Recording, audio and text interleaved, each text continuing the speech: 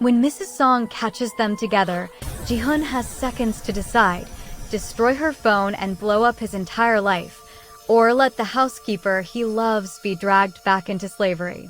His choice triggers a 4 a.m. confrontation with his billionaire family, where he must choose between the company he built and the woman who makes him feel human, while Amara grapples with whether accepting his help means trading one form of bondage for another. As lawyers dissect her exploitation and his father issues ultimatums, two people from opposite worlds discover that freedom isn't about being saved. It's about being brave enough to fight for the life you deserve.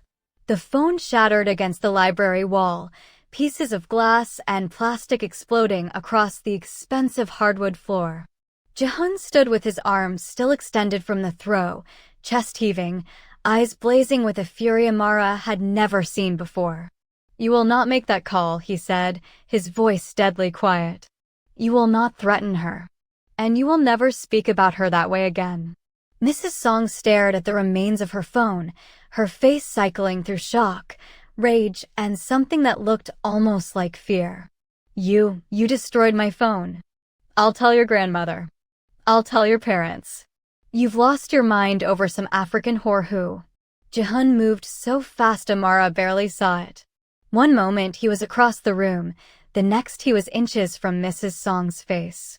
"Say one more word," he whispered. "Just one more word and I will personally ensure you never work in Seoul again.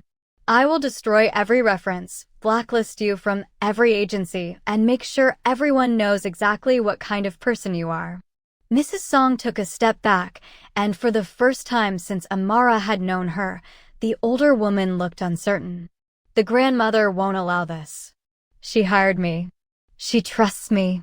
Then let's go ask her right now." Jihoon grabbed Mrs. Song's arm. "Amara, come with me. I want you to hear this." "Jihoon, no, please," Amara's voice cracked. This was happening too fast. Everything was spiraling out of control. "If your grandmother finds out, she'll call the agency herself. They'll take me away tonight." "No one is taking you anywhere." He released Mrs. Song and moved to Amara, taking both her hands in his. They were shaking. She wasn't sure if it was his hands or hers. "I should have done this the moment you told me. I was trying to be strategic, to plan, but that's over. No more waiting. No more hiding. This ends tonight. You don't understand what they'll do." "I understand perfectly." His eyes burned into hers. "They'll threaten you. Threaten your family. Add more fees to your debt. Try to make you so scared you'll accept anything just to survive. But Amara, you're not alone anymore. You have me. And I have resources they can't imagine." Mrs. Song laughed, a bitter sound. "Resources? You're a child playing at power. Your grandmother runs this family. Your father runs the company. You're just the pretty face they parade for the media." Something flickered across Jihoon's face, some old wound reopened. But when he spoke, his voice was steel. "We'll see about that." He strode out of the library, still holding Amara's hand, pulling her along. Mrs. Song followed, sputtering threats and warnings. They moved through the darkened mansion like a storm, climbing the stairs to the grandmother's wing. Jihoon didn't knock. He pushed open the door to her sitting room where she sat in her silk robe, watching the news on a massive television. "Grandmother," Jihoon said, "we need to talk." The old woman looked up, her sharp eyes taking in the scene, her grandson in his disheveled shirt, the housekeeper he was holding hands with, Mrs. Song practically vibrating with righteous anger. Her expression didn't change, but something cold settled in her gaze. "It's 4 a.m, she said in Korean. Amara understood enough to follow. 6 months of listening had taught her more than she'd realized. This had better be important. "It is." Jihoon switched to English, and Amara understood it was deliberate so she could follow every word. "I want to see Amara's employment contract. Right now. The original, not a summary." "Why would you want to see a housekeeper's contract?" "Because I don't think she's an employee. I think she's a slave." The word hung in the air like a bomb. Mrs. Song gasped. The grandmother's face remained impassive. That's a serious accusation, the old woman said slowly. Based on what evidence? Based on conversations with Amara. Based on the fact that she works 23 hours a day. Based on the debt that keeps growing instead of shrinking. Based on the penalties and fees that appear out of nowhere. Jihoon's hand tightened on Amara's. Based on the fact that she's terrified to even ask for help because she knows the consequences will be worse. She signed a contract voluntarily. Did she? Jihoon turned to Amara. Tell her. Tell her what really happened. Amara's throat closed up. This was it. The moment she'd been dreading. Speaking truth to power meant consequences, always had. But Jihoon was looking at her with such trust, such certainty that she mattered, that her voice mattered. My father owed money to loan sharks, she said, the words coming out hoarse. 40,000 shillings. They were going to hurt my family. An agency representative came to our village. She said I could work in Korea for 2 years, earn enough to pay the debt, and send money home for my sister's education. She said it was housekeeping for a good family. She said I'd have weekends off and my own room and fair wages. And the reality?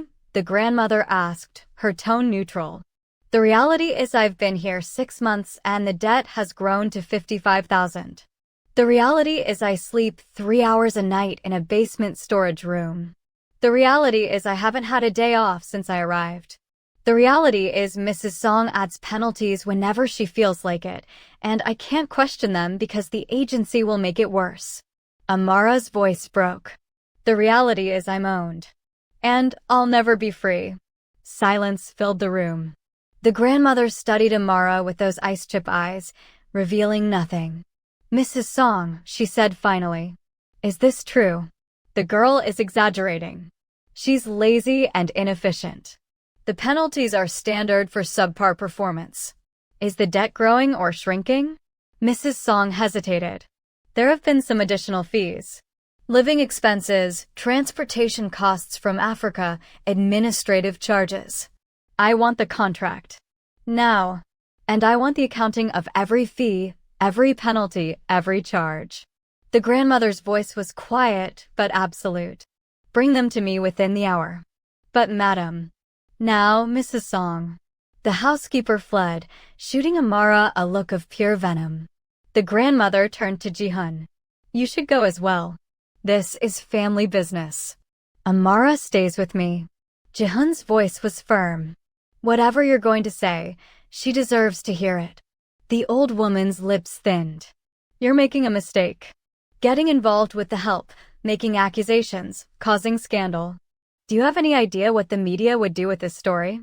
Billionaire CEO falls for family's housekeeper. They'd destroy both of you. I don't care about the media. You should. Your reputation is the company's reputation.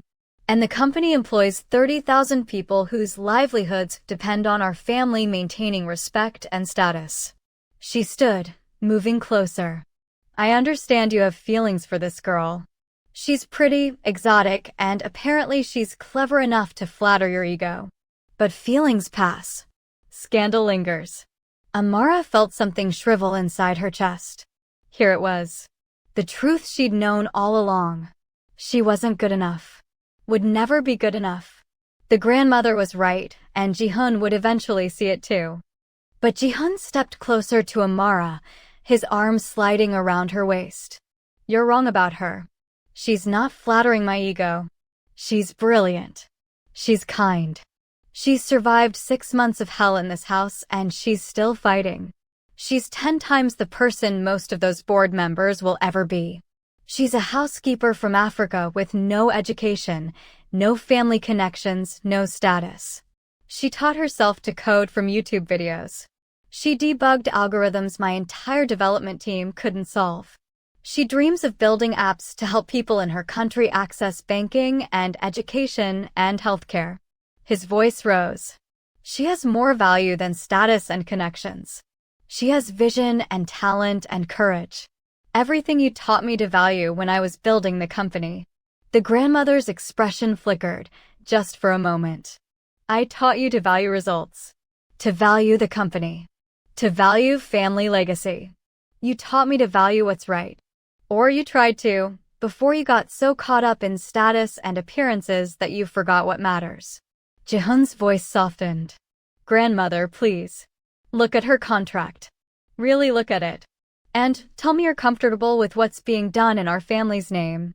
The old woman was quiet for a long moment. Then she moved to her desk, pulled out her phone, and made a call. She spoke rapidly in Korean, too fast for Amara to follow completely, but she caught words like lawyer and immediately and every document. When she hung up, she turned back to them. My attorney will be here within the hour. We'll review everything. If what you say is true, if this agency has been engaging in human trafficking under our roof, there will be consequences. And Amara? Jihoon asked. She stays in this house until we understand the legal situation. If the debt is legitimate, we'll discuss repayment options. If it's fraudulent, we'll pursue legal action against the agency. The grandmother's eyes narrowed. But Jihoon, understand this. Solving her employment problem doesn't solve the other problem. You cannot have a relationship with this girl. It's impossible. Why? Because the world doesn't work that way. Because your parents will never accept it. Because the board will use it against you. Because you're meant for someone suitable, someone who can help the company, help the family. Someone who makes me miserable? Jihoon's voice cracked. Someone who sees me as a trophy instead of a person? Someone I have to pretend to be happy with while dying inside? Is that what you want for me, grandmother? The old woman's face softened, just slightly. I want you to be practical. Love is a luxury people like us can't afford. Then maybe I don't want to be people like us. Amara's heart was hammering so hard she felt dizzy. This was too much. Too fast. Jihoon was burning bridges for her, making enemies of his family, risking everything. And for what? For a relationship that had no future? For a girl who came with nothing but debt and complications? Jihoon, she whispered. Maybe your grandmother is right. Maybe we should. No. He turned to her, his hands framing her face. Don't you dare give up. Not after everything you've survived. Don't let them convince you that you're not worth fighting for. But I'm not worth this. Worth you destroying your family relationships, your position. You're worth everything. His forehead pressed against hers. And I'm not giving up on you. On us. I don't care how impossible it seems. Behind them, the grandmother sighed. Foolish boy. You have your grandfather's stubbornness. But there was something almost affectionate in her tone. We'll deal with the contract first. Then we'll discuss the rest. It wasn't permission. It wasn't approval. But it wasn't an absolute refusal either. And for the first time in 6 months, Amara felt something she'd thought was lost forever. Hope. The lawyer arrived at 5:30 a.m., a sharp-eyed woman in an immaculate suit carrying a leather briefcase that probably cost more than Amara's entire village made in a year. Mrs. Song appeared moments later, pale and tight-lipped, clutching a folder of documents like a shield. Sit, the grandmother commanded, gesturing to the chairs arranged around her sitting room. Everyone, let's see what we're dealing with. Amara sat between Jihoon and the lawyer, feeling like she was on trial. In a way, she supposed she was. The lawyer, who'd introduced herself as Attorney Park, spread the documents across the coffee table with methodical precision. Let's start with the original contract, Attorney Park said, pulling out a thick sheaf of papers covered in dense Korean text. She read silently for several minutes, her expression growing darker with each page. Finally, she looked up. This is unconscionable. What does that mean? Amara asked, her voice small. It means this contract violates multiple labor laws, international trafficking laws, basic human rights conventions. Attorney Park's jaw tightened. Mrs. Song, did you review this document before the employment began? The agency provided it. It's standard for foreign workers. It's standard for indentured servitude. The lawyer's voice was ice. The original debt was 40,000 shillings, approximately 35,000 Korean won. According to this contract, Miss Oching agreed to work for 5 years at 200,000 won per month. Jihoon straightened. 200,000? That's barely minimum wage. For full-time work. Yes, but it gets worse. The contract stipulates automatic deductions for housing, food, utilities, transportation costs, agency fees, and something called cultural adjustment services. After deductions, Miss Oching actually receives approximately 20,000 won per month. Amara's mind reeled. 20,000 won. That was less than $20. For 23-hour days, 6 months of her life, she'd earned less than $120 total. That's criminal, Jihoon said, his voice shaking. That's actual slavery. Legally, it's a gray area, Attorney Park said grimly. The contract was signed voluntarily, which makes prosecution difficult. But morally? Absolutely. And then there are the penalties. She pulled out another document. Mrs. Song has added fees totaling 15,000 additional won over 6 months. For infractions including inefficiency, improper attitude, substandard work quality, and my personal favorite, excessive water usage while cleaning. She took long showers. Mrs. Song burst out. She wasted resources. She was cleaning 17 bathrooms a day. Jihoon was on his feet. How is that wasting water? How is any of this justifiable? The grandmother held up a hand for silence. Attorney Park, what are our legal options? Several. First, we can argue the contract was signed under duress, given Miss Oching's family situation. Second, we can demonstrate the actual terms violate Korean labor law and international conventions against trafficking. Third, we can prove the penalties are arbitrary and constitute fraud. She paused. However, I need to be clear, the agency will fight this. They have lawyers. They have other workers in similar situations who they'll want to protect as revenue sources. This could take months, even years to resolve through the courts. Amara felt her brief hope crumbling. Months. Years. She couldn't survive years of this. What if we just paid off the debt? Jihoon asked. Right now. All of it. Whatever they say she owes, we pay it and she's free. No, Amara said quickly. Jihoon, no. That's too much money. It's 55,000 shillings. That's about 48,000 won. Less than $5,000. He turned to her. Amara, I spend more than that on a suit. It's nothing. It's not nothing. It's my debt, my responsibility. It's an illegitimate debt created through exploitation and fraud. His hands gripped her shoulders. Why can't you see that? You don't owe them anything. They owe you. For 6 months of your life. For your dignity. For everything they took from you. The young master is correct, Attorney Park interjected. However, simply paying the debt creates its own problems. It validates the contract. It suggests the terms were acceptable. And it does nothing to help the other workers this agency is certainly exploiting. What other workers? The grandmother asked sharply. These agencies rarely operate with just one placement. If they did this to Miss Oching, they've done it to others. Probably dozens of others across Seoul. Attorney Park's expression was grim. If we pursue this properly, we could shut them down entirely. But it requires Miss Oching to file a formal complaint, possibly testify, and be prepared for the agency to retaliate by demanding immediate payment of the full debt plus penalties. How much would that be? Amara whispered. According to their calculations? Approximately 80,000 won once they add in early termination fees. 80,000. $7,000. It might as well have been 7 million. Amara could feel the walls closing in. Even if Jihoon paid it, she'd owe him. She'd be trading one form of debt for another, one form of obligation for another. She'd never be free. Never be equal. Never be anything but someone who needed saving. I'll pay it, Jihoon said immediately. Today. Now. Whatever they want. No. The word came out stronger than Amara expected. No, I can't let you do that. Why not? Because then I'll owe you. Don't you understand? I'll still be owned, just by you instead of them. I can't build a life, build a future, build anything on debt and obligation. I need to be free. Really free. You think I'd hold it over you? Use it to control you.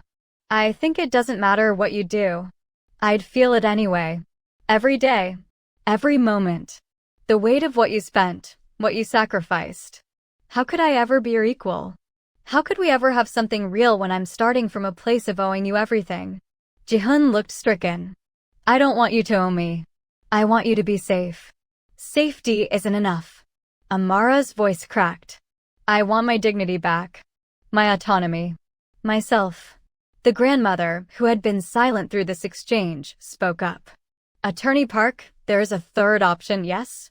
One you haven't mentioned. The lawyer hesitated. Yes, but it's risky. Explain. We could contact the agency and inform them we're aware of the contract terms and are prepared to file both criminal and civil complaints. Human trafficking. Fraud. Labor law violations. We make it clear that we have the resources to pursue this aggressively and that we will make it very public. Attorney Park leaned forward. Most agencies like this operate in shadows. They rely on victims being too scared or powerless to fight back. But if they're facing a legal battle with the Kang family, with our resources and media connections, they'll likely prefer to settle quietly. Settle how? Jihoon asked. They void the contract. Release Miss Aching with no debt. Possibly pay damages for the exploitation. And we agree not to pursue criminal charges or go public, which allows them to continue operating. That's letting them get away with it, Jihoon said, anger in his voice. They'll just do this to someone else. Yes, Attorney Park agreed. Which is why I said it's risky. We save Miss Aching, but we don't stop the larger problem. Amara's mind raced. Save herself but leave others to suffer? Or fight for justice and risk months or years trapped in legal limbo while the agency made her life hell? What was the right choice? What was the brave choice? How long would a settlement take, she asked. If they're smart? A few days, maybe a week. We'd present our evidence, make our threats, and they'd realize fighting us costs more than releasing you does. And if they're not smart? Then we file the complaints and fight in court, which could take months, during which time you'd need to stay in Korea as a witness. You couldn't return home, couldn't leave Seoul without permission.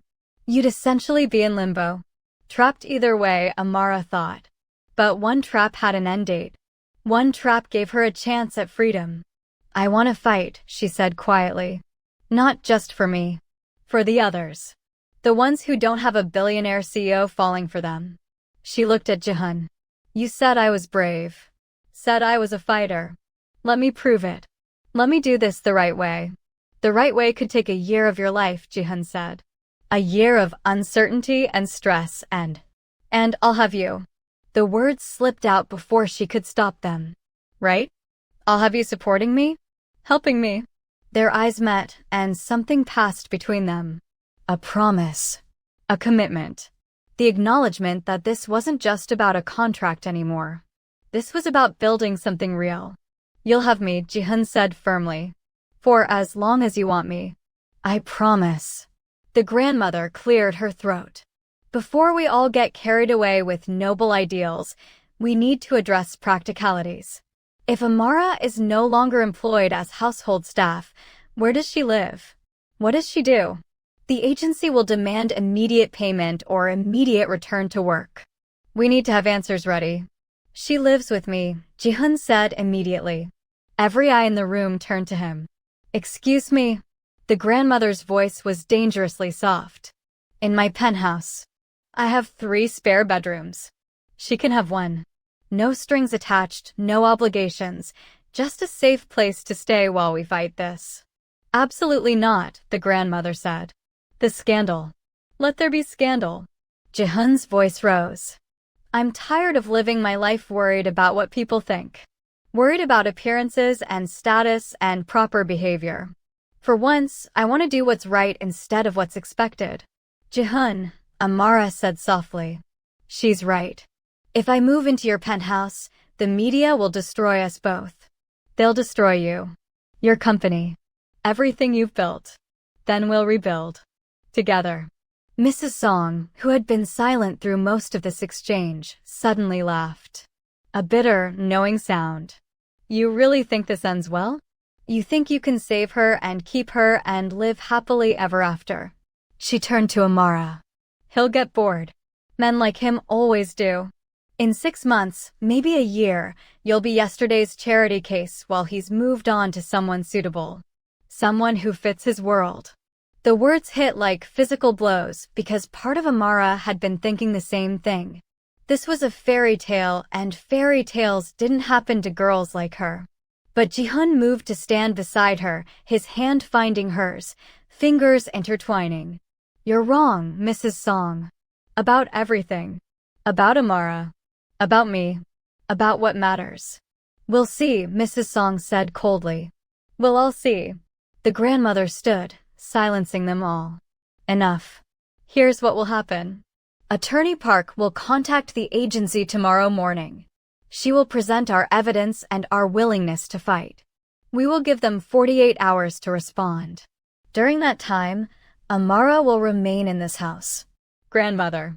In the guest wing, she continued firmly. Not the servants' quarters. Not Jihoon's penthouse. The guest wing as a guest of this family. Mrs. Song, you will have no contact with her whatsoever.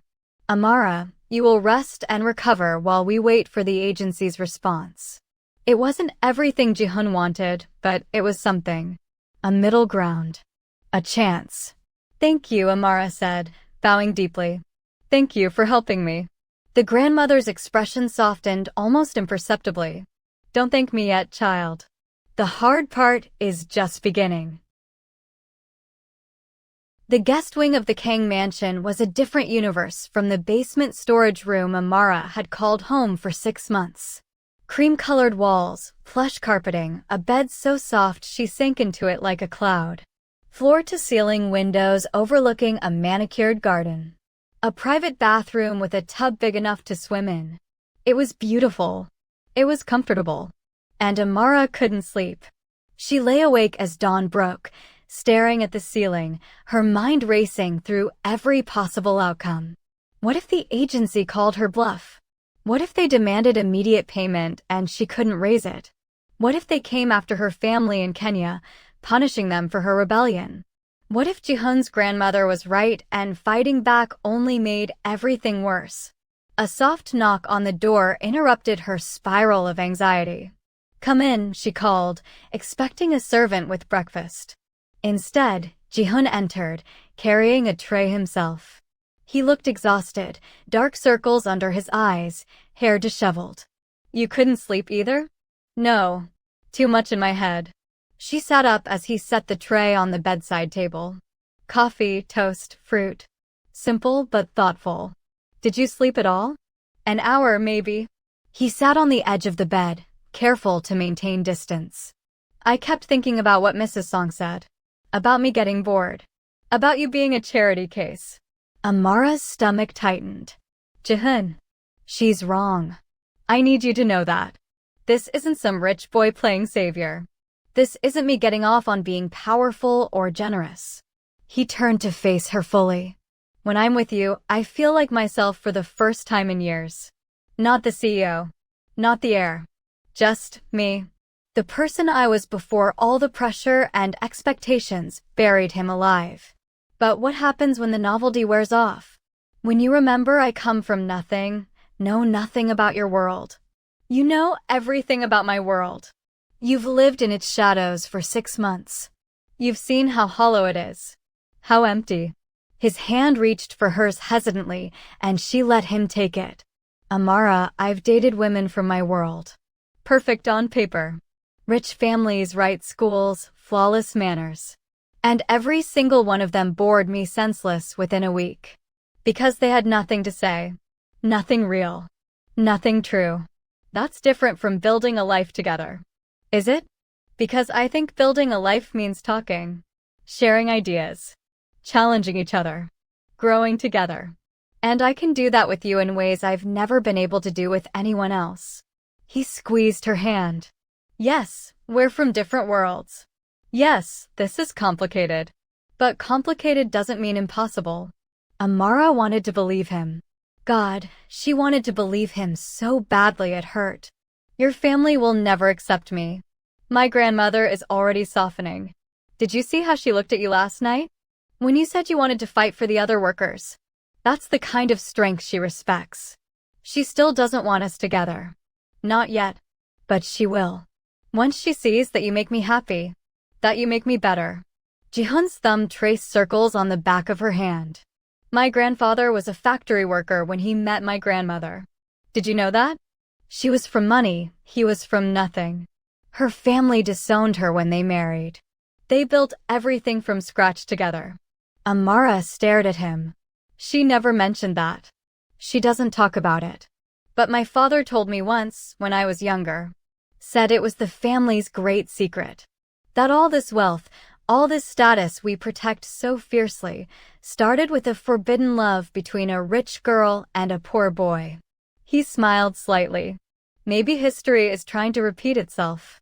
Before Amara could respond, voices erupted downstairs. Shouting. The grandmother's sharp tones mixing with a man's angry baritone. Jihoon's expression darkened. My father's home, he said. Early from Japan. That means grandmother told him everything. Fear spiked through Amara's chest. Maybe I should stay here. No. We faced this together. Remember? He stood, offering his hand. Come on. Let's go get yelled at. Despite everything, Amara almost smiled. There was something absurd about walking into a fight with a billionaire's son after spending 6 months scrubbing his family's floors. But she took his hand and let him lead her downstairs. Mr. Kang stood in the foyer, still in his travel clothes, face red with fury. He was an older, harder version of Jihoon, with the same sharp features, but none of the warmth. His wife, elegant and cold, stood beside him looking like she'd bitten into something sour. There he is, Mr. Kang barked when he saw Jihoon. The son who decides to blow up his family's reputation over a housekeeper. Father, Jihoon said calmly. Welcome home. Did you have a good trip? Don't you dare take that tone with me. Do you have any idea what you've done? The agency is threatening lawsuits. Mrs. Song is threatening to go to the media. And meanwhile, you're playing house with the help like some kind of... Careful, Jihoon said, his voice dropping to ice. Very careful how you finish that sentence. Especially with Amara standing right here. Mr. Kang's eyes flicked to Amara for the first time, dismissive and contemptuous. So this is the girl causing all the trouble. I should have known. They always look innocent. She is innocent, Jihoon said firmly. She's a victim of an exploitative contract that was being executed under our roof, with our money, in our family's name. The only people guilty here are the agency and Mrs. Song. Mrs. Song has worked for us for 15 years. Mrs. Song was torturing Amara for 6 months. Jihoon's voice rose. She was adding fake penalties, working her 23 hours a day, keeping her trapped in a debt that only grew bigger. And you're defending her. I'm defending our family's reputation. Do you understand what happens if this goes public?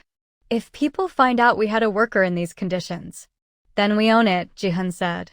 We admit we were deceived by an unscrupulous agency. We show how we're making it right. We become the example of how to handle these situations correctly instead of covering them up. Mr. Kang laughed, but there was no humor in it. You naive child. You think honesty wins in business? In society? You think people will applaud us for admitting failure? I think people will respect us for having integrity. Integrity doesn't pay dividends. Integrity doesn't protect 30,000 employees who depend on our company's reputation staying spotless. Mr. Kang moved closer, his voice dropping. Here's what's going to happen. You're going to pay off this girl's debt quietly. She's going to sign an NDA. She's going to disappear back to Africa. And you're going to forget this ever happened. No. Jihoon's voice was absolute. Excuse me. I said no. Amara isn't going anywhere. We're fighting the contract legally. We're exposing the agency. And I'm supporting her through all of it. As what? Her benefactor? Her savior? Or are you actually stupid enough to be developing feelings for her? The silence that followed was deafening. Amara felt every eye in the room turn to them, waiting. This was the moment. The moment when Jihoon either claimed her publicly or backed down to save his position, his family relationships, his comfortable life. I'm in love with her, Jihoon said clearly. I'm in love with Amara, and I don't care who knows it. The words hung in the air like a grenade. Mrs. Kong gasped. Mr. King's face went from red to purple. The grandmother, watching from the stairs, closed her eyes briefly. And Amara felt her heart stop. He loved her. He'd said it. Out loud. To his family. No hedging, no maybes, no qualifications. Just simple, devastating truth. You've lost your mind, Mr. Kong said finally. She's a housekeeper. She's poor. She's African. She's absolutely unsuitable in every possible way. She's brilliant. She's kind. She's survived things you can't imagine with grace and strength. Jihoon's arm slid around Amara's waist, pulling her close. She's everything I want. Everything I need. And I'm not giving her up. Then you're giving up your position as CEO. The board will never accept this. Your mother and I won't accept this. Choose, Jihoon. The company and your family or this girl. The ultimatum cut through the room like a knife. Amara felt Jihoon tense beside her, felt the weight of the impossible decision crushing down on him. She couldn't let him do this. Couldn't let him sacrifice everything for her. Don't, she whispered. Jihoon, don't. It's not worth it. He looked down at her, and there was something fierce and certain in his eyes. You are worth everything. The company is your life. Your dream. Everything you've built. Means nothing if I'm miserable. Means nothing if I'm living the life everyone else wants instead of the life I want. He turned back to his father. I built Kongtech into what it is today. I tripled its value in 5 years. I created products that changed industries. And I did it all while being exactly who you wanted me to be. Obedient. Controlled. Perfect. And you owe us for that opportunity. I don't owe you my life. Jihoon's voice cracked. I don't owe you my heart. I've given you everything else. Can't I have this one thing? Can't I have someone who sees me as more than a profit center or a dynasty continuation? Mr. Kang's jaw clenched.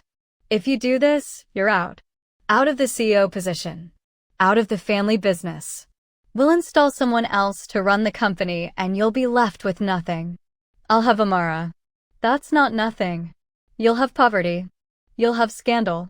You'll have regret. Maybe. Or maybe I'll have happiness for the first time in my adult life. Jihoon's hand tightened on Amara's waist. I'm willing to take that chance. Mr. Kang stared at his son like he was a stranger. Then he turned to his wife. We're leaving. Let him make his mistake. When she breaks his heart or bleeds him dry or whatever it is girls like her do, don't come crawling back. Mrs. Kong followed her husband toward the door, pausing only to give Amara a look of pure contempt. You'll regret this, she said softly. Both of you. The door slammed behind them. In the ringing silence that followed, Jihoon slowly released Amara and turned to face his grandmother, who had descended the stairs during the confrontation. I suppose you agree with them, he said tiredly. The grandmother studied him for a long moment. Then, surprisingly, she smiled. Your grandfather said almost the exact same things to my father 50 years ago. Word for word. She's everything I want. Everything I need. Her expression softened. He was right then.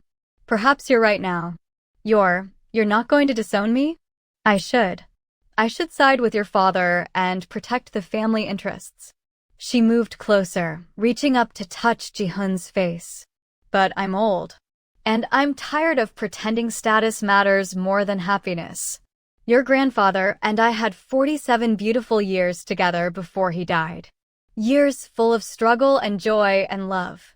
If this girl gives you even half of that, then she's worth more than all the CEO's daughters in Seoul. Jihoon's eyes filled with tears. Thank you, grandmother. Don't thank me yet. Your father will fight this. The board will fight this. It won't be easy. I know.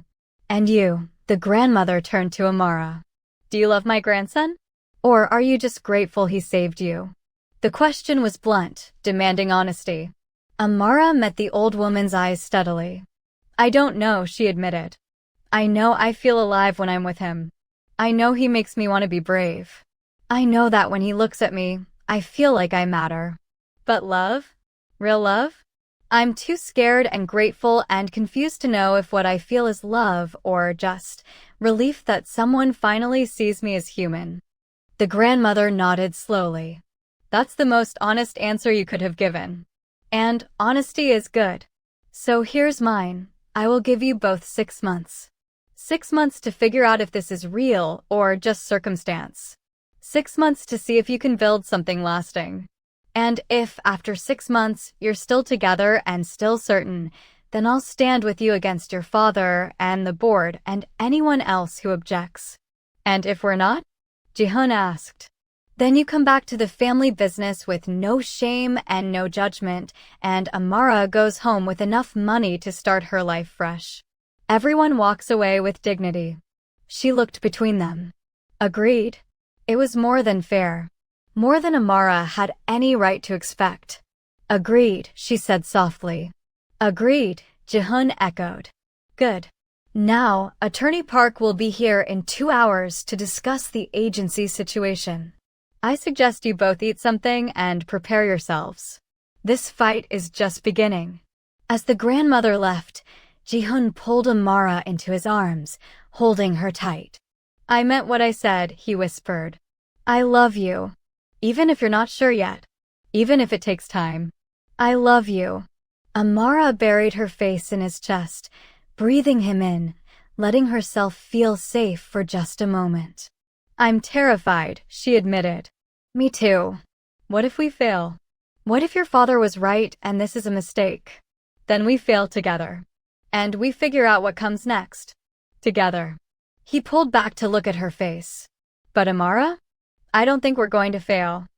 I think we're going to surprise everyone, including ourselves. She wanted to believe him.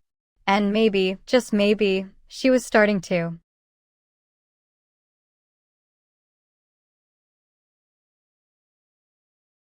Three months later, Amara stood in front of a classroom of 20 young women, all of them foreign workers in Seoul, all of them trapped in contracts similar to the one that had owned her. The agency had folded after 2 weeks of legal pressure from Attorney Park, releasing Amara and paying a settlement that she'd immediately poured into this, a program to help other exploited workers find freedom and job training. The hardest part isn't fighting back, Amara told the women, speaking in English while a translator converted her words to Vietnamese, Tagalog, and Thai. The hardest part is believing you deserve better. Believing you're worth fighting for. She saw herself in their faces. The exhaustion. The fear. The desperate hope warring with crushing doubt. 6 months ago, she'd been exactly where they were. Now she was here, teaching coding classes in a rented space in Gangnam, funded by Jihoon's personal money and the Kang family's guilty conscience. After class, she took the subway to Kongtech headquarters. Jihoon had insisted on sending a car, but Amara refused. She needed to maintain some independence, some sense that she could navigate this city on her own terms. The whispers still followed her sometimes. That's her. The African girl the CEO left his family for. But she was learning to hold her head high, to let the gossip roll off her back. Security waved her through at Kongteka's gleaming lobby. She had a badge now, official visitor status, though everyone knew who she was and why she was there. The elevator ride to the top floor felt surreal every single time. 6 months ago, she'd been scrubbing floors. Now she was riding to the executive suite to meet her boyfriend for lunch. Boyfriend. The word still felt strange in her mouth. Too small for what Jihoon had become to her. Too casual for someone who'd risked everything. She found him in his office, tie loosened, sleeves rolled up, arguing with someone on speakerphone in rapid Korean. When he saw her, his entire face transformed. "I'll call you back," he said abruptly, ending the call. "You're early." Class ended ahead of schedule. One of the women got a job interview at a hotel. Real contract, fair wages. She was too excited to focus. Amara smiled. 3 placements this month, Jihoon.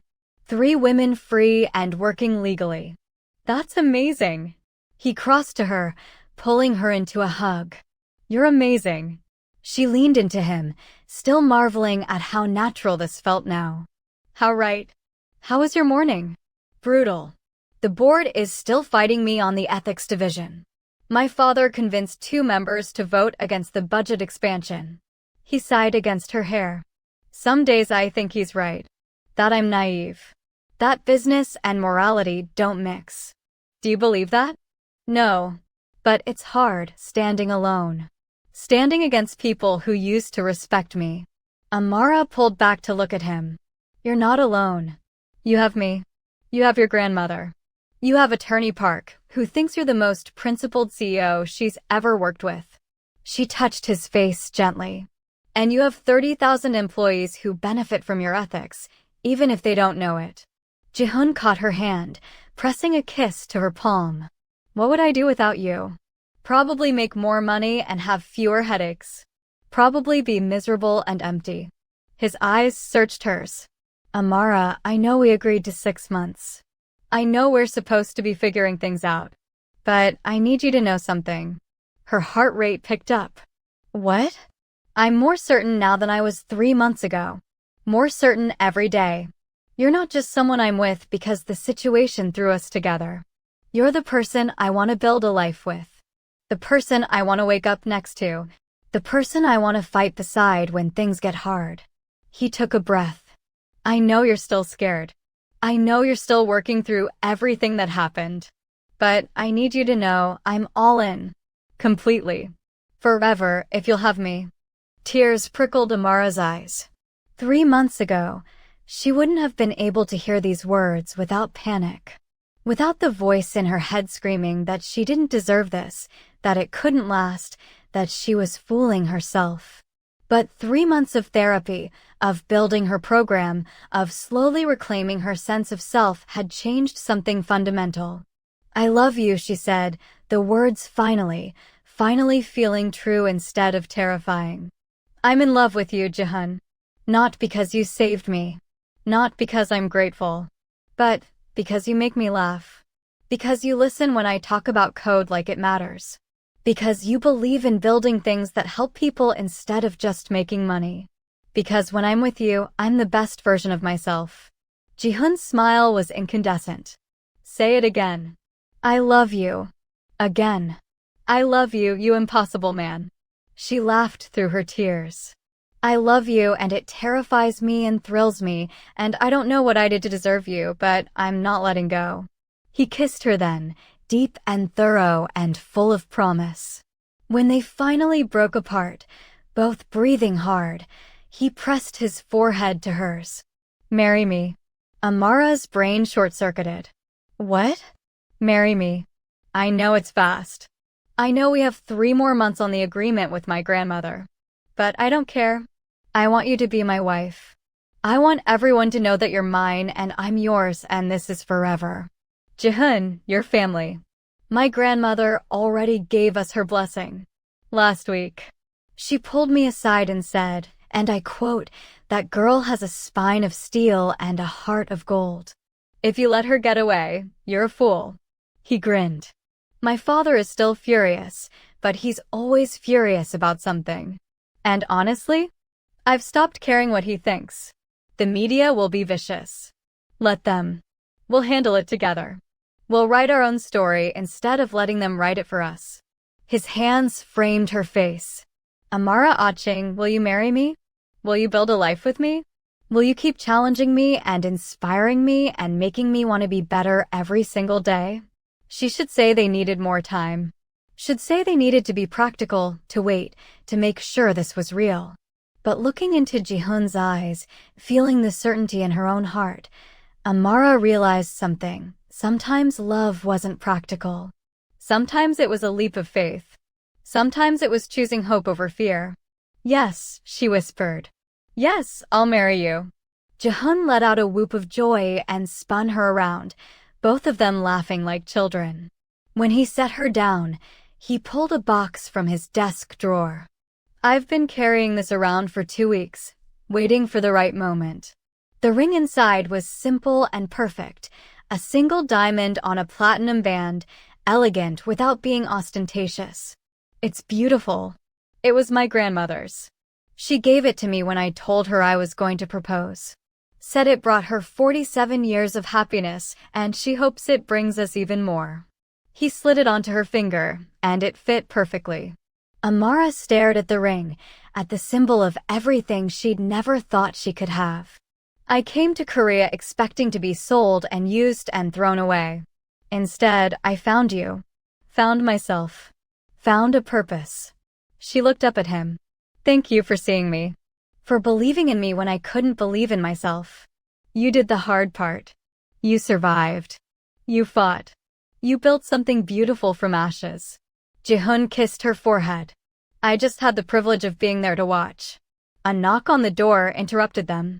Attorney Park entered, looking pleased. Sorry to interrupt, but I have news. The Labor Ministry has opened a formal investigation into foreign worker exploitation. Our case with Amara was the catalyst. They're auditing every agency in Seoul. That's incredible, Amara breathed. That means hundreds, maybe thousands of workers could be freed, could get justice.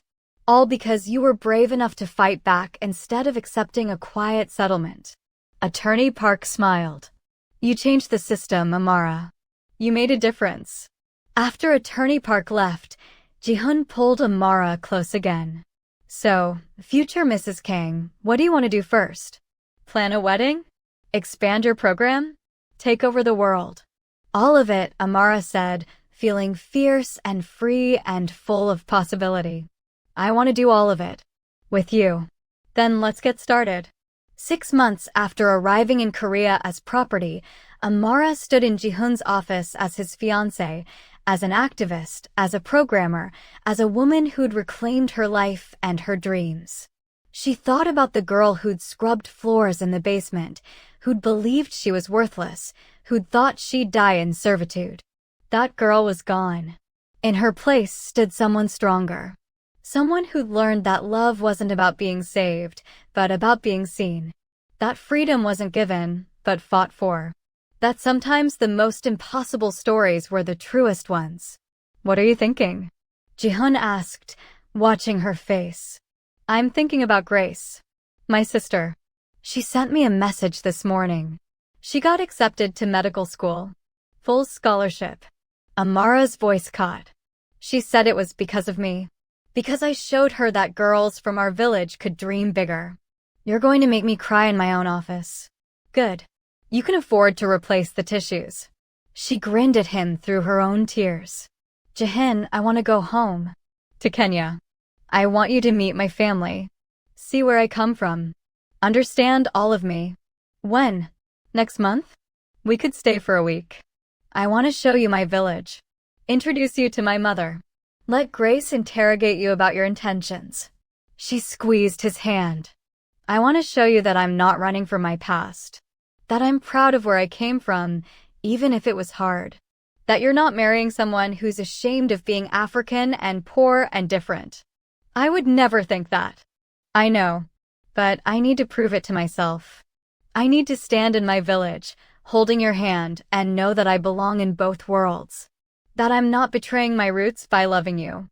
That I can be both Amara from the village and Amara who's marrying a CEO, and those two people aren't in conflict. Jihoon nodded slowly. Then we'll go. And Amara? I can't wait to meet Grace. To see your village. To understand every part of you. He smiled. Though I should warn you, I'm terrified your mother will think I'm not good enough for you. She'll love you. Especially when she finds out you paid off our house debt and set up education funds for the entire village. You weren't supposed to know about that. Attorney Park talks when she's had wine. Amara kissed him softly. Thank you. For everything. For seeing me when I was invisible. For fighting for me when I couldn't fight for myself. For loving me into believing I deserve to be loved. Always, Jihoon promised. For the rest of our lives. And standing there, wearing his grandmother's ring, planning a future that seemed impossibly bright, Amara finally believed him. The girl who'd been sold had found something priceless, herself, her purpose, and a love that transformed them both. It wasn't the ending anyone expected. It was better. It was real. The end.